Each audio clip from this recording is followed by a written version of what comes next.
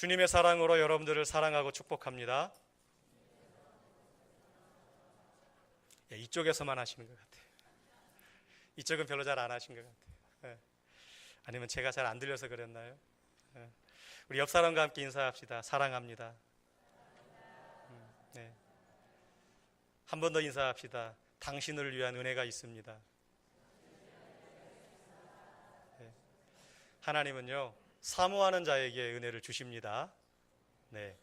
나 같은 자에게 뭐가 오겠어? 그냥 안 가죠. 네. 사모하는 자에게 하나님은 늘 채워주십니다. 믿으시고 제 말씀대로 살아가시면 결코 손해보지는 않으실 겁니다. 인생에 단 한 번의 결혼식을요, 무려 4번이나 한 남자가 있습니다. 여기서 나왔어요. 부럽다는 건가요? 예.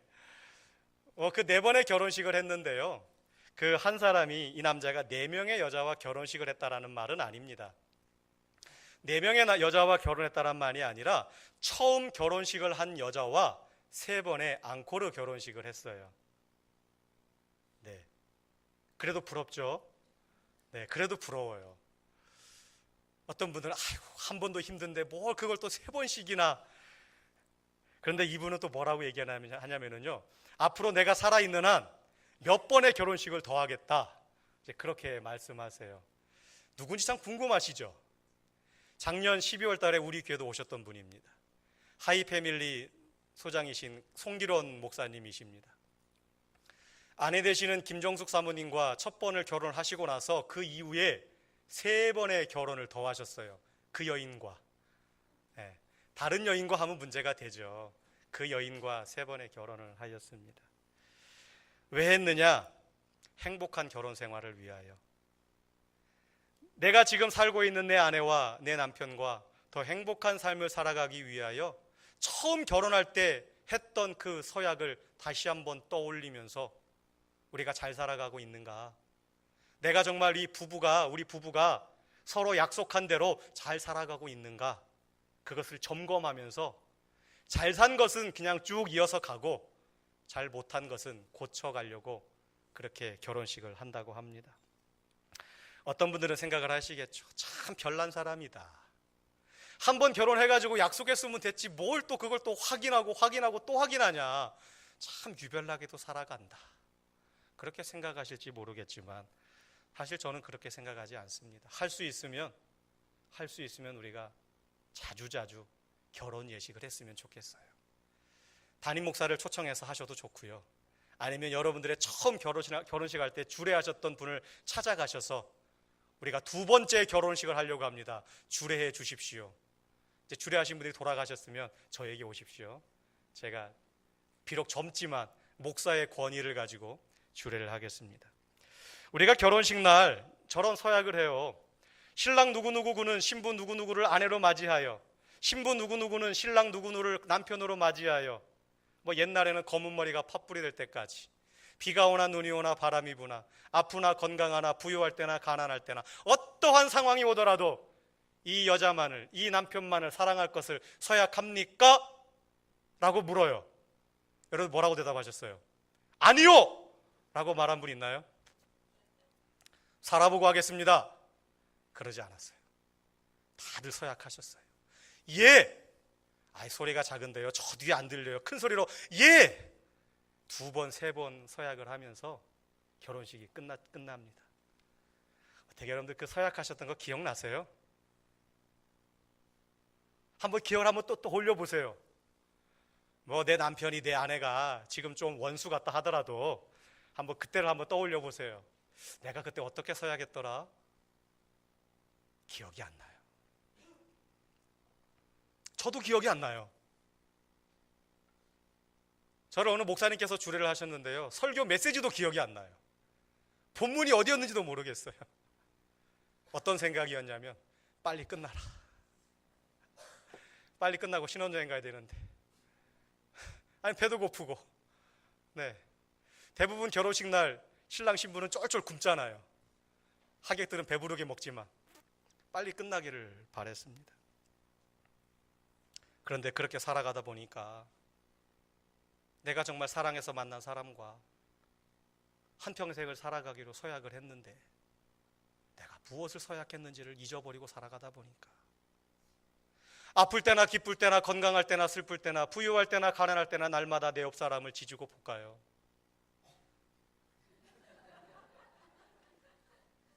그렇잖아요. 나는 실수한 게 하나도 없어요. 옆 사람이 다 실수했지, 잘못했지. 그렇게 살아갑니다. 옆 사람을 내 몸처럼 아끼고 사랑하겠습니다 라고 우리가 서약을 했는데요, 정작 우리가 무엇을 서약했는지 기억하지 못하다 보니까 너무나 쉽게 잃어버립니다.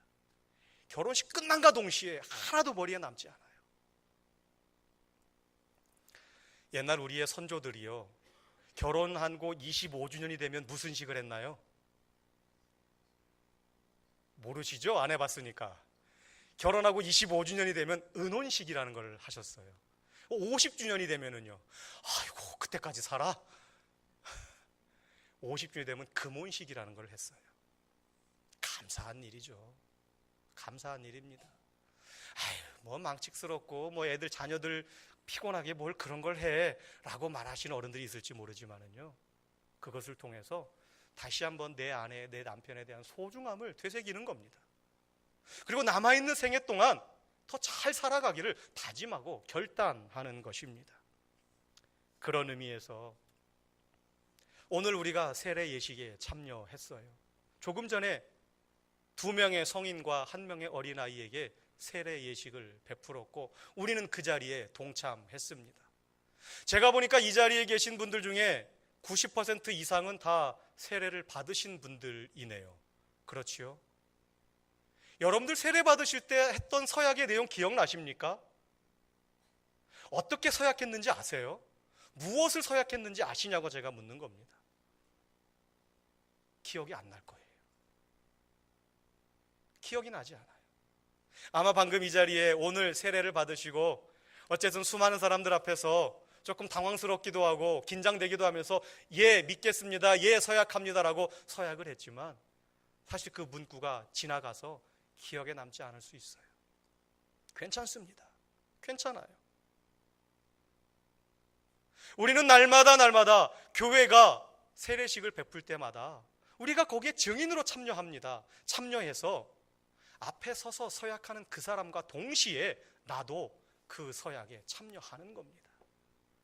나의 잃어버렸던 그 옛사랑, 주님을 처음 만났을 때 그 뜨거움, 그 감격, 그 마음을 내가 매번 세례 예식에 참여할 때마다 저 사람 세례 받는 거니까 나와는 상관없어가 아니라 앞에 선 목사가 서약합니까? 라고 물을 때 내 마음에 내가 중심을 담아 나도 그렇게 서약합니다, 나도 그렇게 믿습니다, 다시 한번 결단하는 것입니다. 우리가 이 세례의 이 감격을 잊을 수 있나요? 우리가 이 세례 받을 때 이 감동을 잊어버릴 수 있겠습니까? 여러분들 사랑하는 아내와 사랑하는 남편을 만나서 그 올리는 그 결혼식 준비하는 과정이 힘들면 힘들수록, 부모의 반대가 심하면 심할수록 더 오래 기억에 남지 않나요? 준비한 만큼, 사모했던 만큼. 그런데 왜 우리가 그 사랑의 감격을 너무나 쉽게 잊어버리고 살아갈까요? 왜 내 아내에 대한, 내 남편에 대한 사랑의 마음을 너무나 쉽게 잃어버리고 살아갈까요? 그것이 고스란히 우리의 신앙으로 이어져 옵니다. 우리의 신앙의 삶 속에서 예수를 나의 구주로, 하나님을 나의 아버지로, 성경의 말씀은 정황무오한 진리의 말씀으로서 우리를 바르게 하고 교육하기에 유익한 말씀으로 우리가 믿고 서약하고 문답을 했습니다. 그리고 나서 하나님 앞에, 증인 앞에 서약을 했습니다. 그리고 세례를 받았어요. 그런데 왜 그 다음부터는 그 말씀대로 살아가지 않으려고 애를 쓰십니까? 왜 내가 서약한 대로 살아가지 않으려고 이 땅의 그리스도인들이 그렇게 애들을 쓰실까요? 세례 받으면 끝인가요? 아, 이제 됐다, 이제 세례 받았으니까 내 아내가, 내 남편이 나를 괴롭히지 않겠지? 세례 받으면 끝인가요? 우리 세례 예식서 중에 회중과의 서약도 분명히 있어요.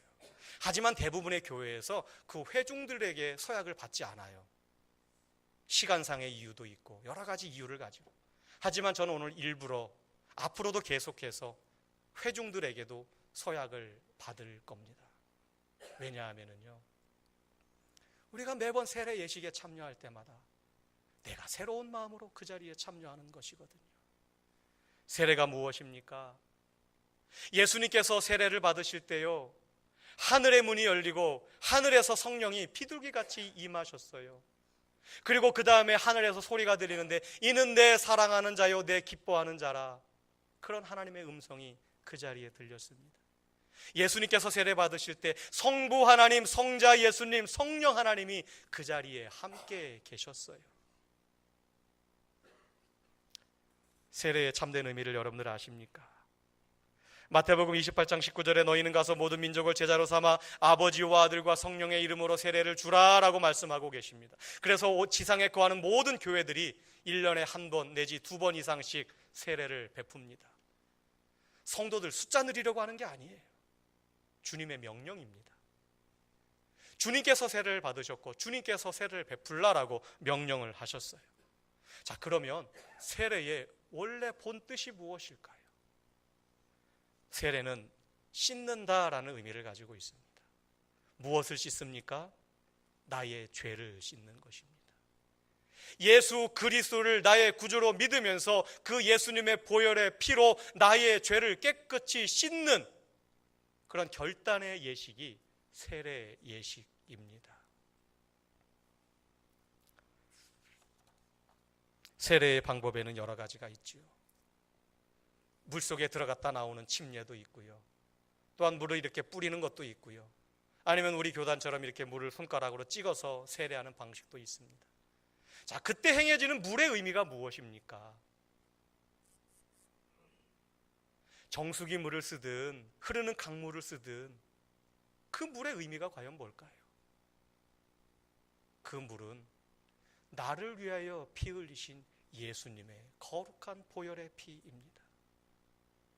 우리가 세례를 받는다라고 하는 것은 그 예수님의 거룩한 피로 나의 죄가 씻음 받는다라고 하는 의미를 갖고 있는 것입니다. 여러분들 그 사실을 믿으십니까? 오늘 부족한 인간인 저를 통해서 하나님께서 주신 그 목사의 권위를 가지고 제가 오늘 3명의 사람에게 세례를 베풀었습니다. 저들이 예수를 구주로 믿기로 고백하였고 하나님 말씀대로 살기를 다짐하였고 또한 여러분들도 동시에 저들이 믿음이 성장하도록 저들이 아름다운 성도로 그리스도의 장성한 분량에 이르기까지 잘 살아가도록 돕겠다라고 함께 서약을 하였습니다. 제가 저들의 머리에 뿌린 그 물은 단순한 물이 아니라 우리를 죄에서 구원하신 예수 그리스도의 보혈의 피입니다. 자, 그러면 어떤 사람이 세례를 받을 수 있습니까? 세례 받을 수 있는 자격이 무엇일까요? 첫째는 예수님을 나의 구주로 믿고 고백해야 됩니다. 예수님이 나의 구주이십니다. 나의 주인이십니다. 이제는 나는 죽고 예수로 살아가기로 고백하는 것입니다. 나는 이 사람의 아내로, 나는 이 사람의 남편으로 일평생 동안 저 사람만 바라보고 살겠습니다. 그렇게 서약하는 것이 결혼 예식 아닙니까? 영적인 의미로 세례 예식은요, 예수님을 나의 신랑으로, 나는 주님의 신부로 하나님 앞에 그렇게 살겠습니다를 다짐하는 예식이 바로 세례 예식입니다. 두 번째, 세례를 누가 받을 수 있습니까? 자신이 죄인임을 인정하고 회개하는 양심이 있어야 됩니다. 내가 죄인임을 인정하고 나의 죄를 씻을 것은 오직 예수 그리스도의 피밖에 없음을 인정하는 자들, 그들이 세례를 받을 수 있습니다. 셋째로, 성경의 진리대로 살겠다라고 하는 결단이 있어야 됩니다. 이제는 내 뜻과 내 고집대로 살아가는 것이 아니라 성경 66권으로 주어진 이 하나님의 말씀에 근거하여 나의 삶을 살겠습니다. 내 경험, 내가 배운 지식대로 살아가는 게 아니라 하나님 말씀대로 살겠습니다. 그렇게 살기로 고백하는 자가 세례를 받는 것입니다. 그래서 우리는 1년에 한 번 내지 2번 물세례를 베풀게 됩니다. 그러나 그것으로 끝이 아니죠. 단순히 물세례 받는 것으로 끝나지 않습니다. 주님께서 말씀하시는, 성경에서 말씀하시는 세례가 또 하나가 있습니다. 그것은 바로 성령 세례, 성령의 충만함입니다. 우리 사랑하는 성도들은요, 물세례를 통해서 예수 그리스도를 나의 구주로 믿기로 고백을 하고 온 증인들 앞에서 그렇게 서약하고 나서 하나님께서 부어주시는 성령의 충만함을 날마다 덧입고 살아가야 됩니다. 어떤 사람들은 물세례 받기 전에 성령 세례를 받으시는 분들도 있어요. 어떤 분들은 물세례 받으면서 성령 세례를 받으시는 분들도 있습니다. 어떤 분들은 물세례 받고 나서 한참 뒤에 성령의 세례를 받으시는 분들도 있어요. 어쨌든 좋습니다. 중요한 것은 내가 날마다 예수 그리스도를 나의 구주로 믿기로 고백하고 작정한 그 다음 날부터는 하나님 앞에 성령의 충만함을 간구하시고 성령의 충만함을 덧입고 우리는 살아가야 된다라는 것입니다. 성도라고 말하면서도 이 성령의 세례, 성령의 충만함을 받지 못하면 어떤 결과가 벌어질까요? 그들에게는 구원이 없습니다. 믿음 생활을 하면서도 감격이 없습니다. 기쁨이 없어요. 죄를 이길 힘도 없습니다.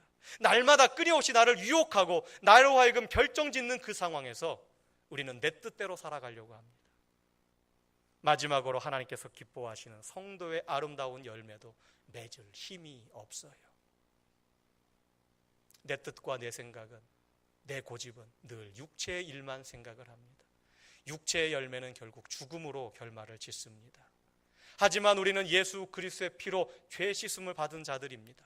날마다 성령의 충만함을 힘입어서 하나님께서 주시는 그 힘과 능력과 은혜로 오늘도 우리는 내가 살아가는 삶의 현장에서 아름다운 성령의 열매를 맺고 살아가야 될 자들이 바로 저와 여러분들입니다. 자, 이 물세례와 성령 세례를 받은 우리가 어떤 사람이 될까요? 우리가 물세례를 받고 성령의 충만함을 받으면 우리가 어떤 사람들이 되겠습니까? 요한복음 1장 12절입니다. 영접하는 자 곧 그 이름을 믿는 자들에게는 하나님의 자녀가 되는 권세를 주셨다 그랬어요. 우리는 하나님의 자녀입니다. 할렐루야. 우리들의 부모님은 하나님이십니다. 우리의 아버지는 하나님이세요. 내가 예수를 그리스도로 믿기로 고백한 그 순간 성령님으로 말미암아 하나님이 나의 아버지이심을 우리가 믿고 또한 하나님의 그 모든 권세, 하나님의 자녀가 누리는 모든 권세를 저와 여러분에게 선물로 주셨습니다. 그러면서 주님께서 뭐라고 말씀하십니까? 마태복음 28장 20절입니다. 내가 너희에게 분부한 모든 것을 가르쳐 지키게 하라. 볼지어다 내가 세상 끝날까지 너희와 항상 함께 있으리라. 주님께서 축복의 약속의 말씀을 하셨습니다.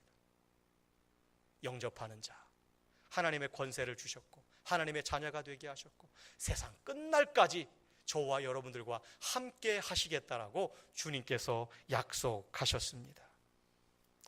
따라서 세례를 받고 주님 앞에 자녀로 살아가는 우리들, 우리 옆에 누가 계십니까? 여러분들의 인생 여정 속에 누가 동행하고 계십니까? 하나님이 우리와 함께 하십니다. 하나님이 우리와 함께 하십니다. 결코 그 사실에 흔들림 없이 날마다 믿으시고 인정하시며 나와 함께 하시는 하나님, 오늘도 나를 지키시고 보호하여 주십시오. 기도하고 살아가는 저와 여러분들 되시기를 바랍니다. 또한 우리가 반드시 기억해야 될 예식이 또 하나가 있습니다. 그것은 성찬 예식입니다. 이미 우리는 성찬의 의미를 잘 알고 있습니다. 예수님께서 잡히시기 전날 밤 제자들과 마지막 만찬을 나누셨어요. 일상적으로 먹었던 저녁 식사였습니다. 그런데 그것이 최초이자 최후인 마지막 만찬이 되었습니다. 주님께서 제자들에게 떡을 떼시면서 나눠주시면서 말씀하십니다. 받아 먹으라. 이것이 내 몸이니라. 너희를 위하여 찢기는 내 몸이니라. 제자들이 어리둥절합니다.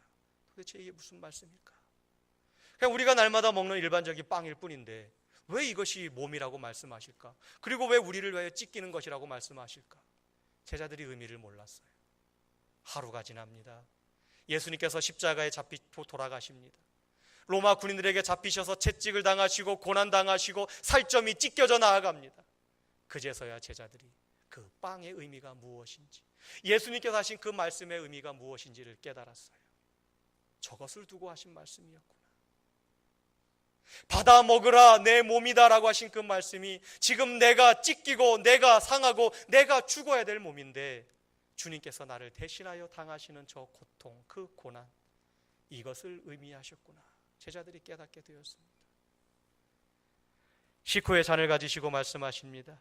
이것은 죄사함을 얻게 하려고 많은 사람을 위하여 흘리는 바 나의 피 곧 언약의 피니라 말씀하십니다. 이것의 의미도 예수님의 십자가의 죽음을 보고 알았습니다. 사랑하는 성도 여러분, 여러분들은 성찬 예식에 참여하실 때 어떠한 마음가짐으로 참여하십니까? 주님께서 지키라고 명령하셨으니까 의무감을 가지고 참여하십니까? 아니면 나를 위하여 찢기신 그 예수님의 몸, 나를 위하여 흘리신 그 예수님의 피, 우리가 그것을 기억하며 기념하며 내 안에, 내 삶 속에 예수 그리스도의 피가, 예수 그리스도의 살이 살아 움직이기를 결단하시면서 그 성찬 예식에 참여하십니까? 성찬 예식에 참여하는 것은요, 우리는 그 예식을 통하여 우리가 영적으로 살아가게 되고 더 나아가서 주님과 연합되어 살아가게 됨을 의미합니다. 우리 교회는 1년에 한 차례에서 두 차례의 세례식, 그리고 매월 첫 주일날 성찬 예식을 거행을 합니다. 그 성찬 예식에 합당하게 참여할 자는 어떤 사람들일까요? 성찬 예식은 주님의 십자가의 사역을, 예수님의 십자가의 죽음을 분명히 믿는 자, 그리고 예수님이 나의 구주이심을 고백하는 자, 다시 말해서 그렇게 고백을 하고 세례를 받은 자가 그 예식에 참여할 수 있는 것입니다. 아무나 다 참여하는 것이 아닙니다. 교회에 왔다고 해서 다 참여할 수 있는 게 아닙니다.